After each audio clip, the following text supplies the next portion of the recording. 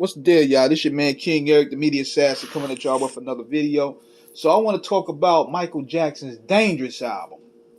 Possibly one of the best albums of the 90s. And also one of the most impactful albums of the 90s as well. Because, see, you got to look at that time period. Michael was branching on his own.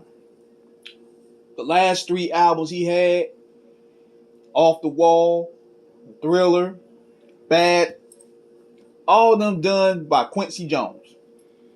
This was the first time Michael was going solo without Quincy.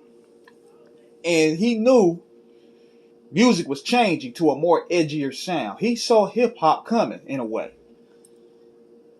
Whereas at the time Prince, he didn't fully embrace it till later on. Michael embraced it here.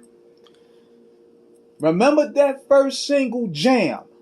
See, one thing I miss about Michael, man, this is where I cannot stand when niggas want to compare anybody to Michael Jackson. Every time Michael Jackson will release a video, it was a monumental event. It was a movie, nigga. Take Jam, for example. That was the lead-off single, I believe. I think it was Teddy Riley that did the production on that thing. It was Teddy Riley, Jimmy and Jam. They handled the production. But look who he brought in this shit. Michael Jordan. As somebody growing up from the 80s, to see these two icons in the same video. Michael trying to play ball. Michael trying to teach Michael Jordan how to dance. Do y'all have any idea how impactful it was at that time? To see two icons from two different worlds in that one video. Then you had Criss Cross in there. Then you had Heavy D in there. So I knew it was going to be a dope ass album. I'm like, if this is the direction Michael's taking, this is going to be a dope one. Then he came through with Remember the Time. And you had a whole black renaissance. You had Magic Johnson. You had Eddie Murphy. I think you had Michael Clark Duncan, I think, and he was in there too. I-Man. It was an all-black cast. Showcasing black excellence. Every video that came from that album was motion picture shit. They had the countdown to it. It was a world premiere. Remember the Time had one. Black and White had one after a football game, I believe. He tackled more personal issues on this album than he did the prior three. He went more personal. He tackled more racial issues. He tackled more so on poverty, crime.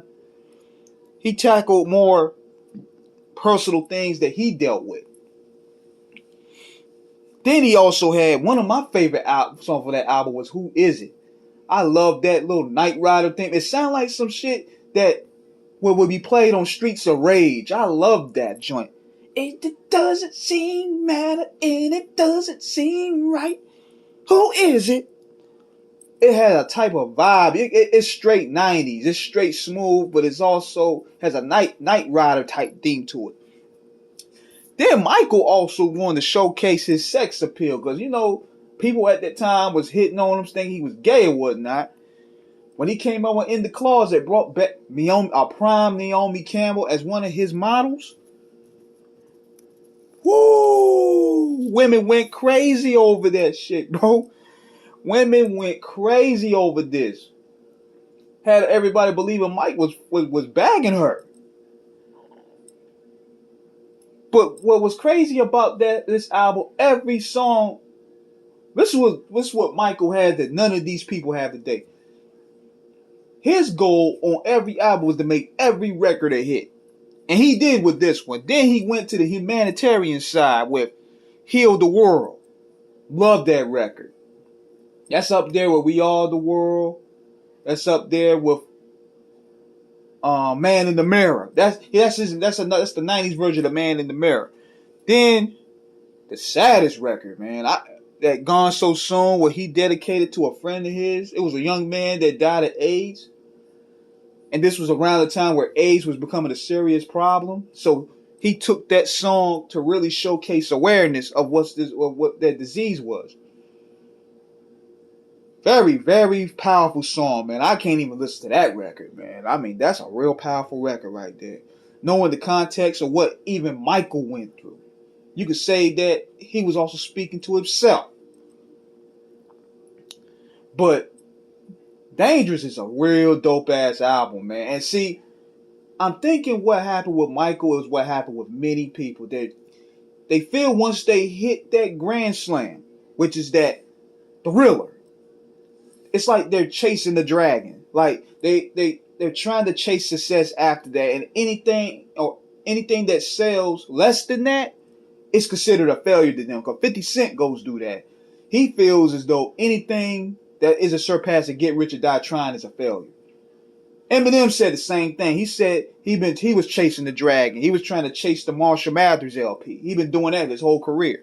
Everybody's trying to chase that dragon to where lightning will strike twice again, and it just doesn't happen in this universe.